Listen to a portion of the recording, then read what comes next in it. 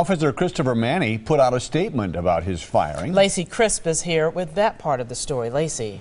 The police union gave us this copy of the letter Manney sent to Chief Flynn responding to the charges against him. Manney claims he did nothing wrong and acted as he was trained to do.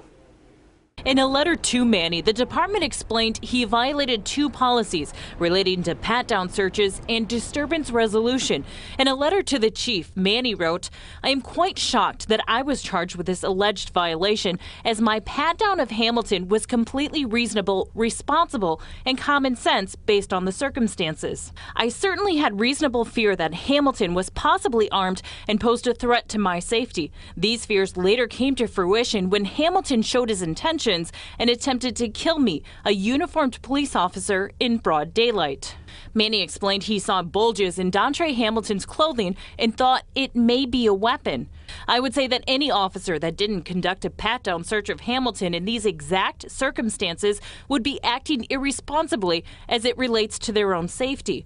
He called the charges misguided and irrational. "I believe the decision by the department to charge me with this violation is either due to ulterior motives or simply the lack of experience or recent experience of the supervisors involved in this decision in conducting their own field interviews where pat-down searches were necessary."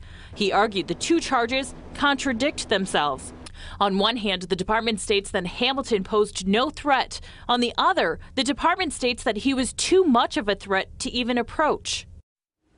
And Officer Manney also wrote in the end of the letter that because of this incident, he's been diagnosed with post-traumatic stress disorder. Mike and Carol. All right, thank you, Lacey.